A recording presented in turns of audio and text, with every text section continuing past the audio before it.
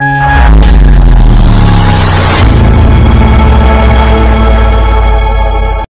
Friends, welcome to Rama spicy kitchen. అందరు ఎలా ఉన్నారండి? ఈరోజు మనం బొబ్బర్లతో దోశ ఎలా రెడీ చేసుకోవాలో చూసేద్దాం.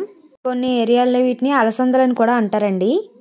ముందుగా పప్పుల్ని 4 నుంచి 5 గంటలు నానబెట్టుకోవాలి.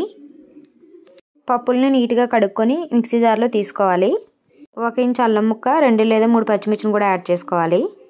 మనం వీడియోలో చూపిస్తున్న విధంగా మెత్తగా మిక్సీ పట్టేసుకోండి. దీనిలో మనం టేస్ట్ తగినంత సాల్ట్, 1 స్పూన్ జీలకర్ర కూడా యాడ్ చేసుకోవాలి. వీటన్నిటిని మన దోసపిండి ఎలా అయితే కలుపుకుంటామో అలా కలిపేసుకోవాలండి. 10 నిమిషాల పాటు పిండిని పక్కన పెట్టుకోవాలి. ఎక్కువసేపు అయితే పిండి మళ్ళీ పులిసిపోతుందండి. స్టవ్ పై ప్యాన్ పెట్టుకొని 1 గరిటె పిండి వేసుకొని దోశలా స్ప్రెడ్ చేసేసుకోవడమేనండి. ఎంత పలుచగా స్ప్రెడ్ చేసుకున్నా బాగానే వస్తాయి.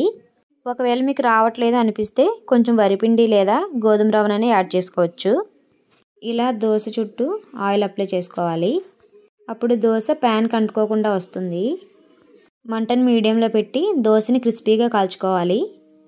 దోశలు ఎప్పుడు ఒకే రకంగా కాకుండా ఇలా టేస్టీగా హెల్తీగా రెడీ చేసుకోండి, చాలా బాగుంటాయి. ఇప్పుడు దోశ సెకండ్ వైపు టర్న్ చేసుకోవాలి. చూడండి ఫ్రెండ్స్, ప్యాన్ అంటుకోకుండా ఎంత చక్కగా వచ్చిందో. మంట హైలో పెడితే మాడిపోతాయండి. మీడియంలో పెట్టుకొని దగ్గరుండి కాల్చుకోవాలి. ఇలా దోశని 2 వైపులు టర్న్ చేసుకుంటూ కాల్చుకొని తీసేసుకోవడమేనండి. ఈ దోశని పల్లీ చట్నీతో సర్వ్ చేసుకొని తింటే చాలా టేస్టీగా ఉంటుంది. ఇలాంటి మరెన్నో మంచి మంచి వీడియోల కోసం మా ఛానల్ని లైక్ చేయండి, షేర్ చేయండి, సబ్స్క్రైబ్ చేసుకోండి ఫ్రెండ్స్.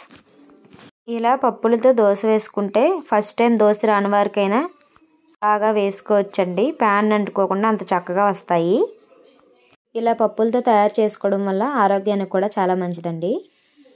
తప్పకుండా ట్రై చేయండి ఫ్రెండ్స్. మా వీడియోస్ మీకు నచ్చినట్లయితే లైక్ చేయండి, షేర్ చేయండి, సబ్స్క్రైబ్ చేసుకోండి ఫ్రెండ్స్. బాయ్.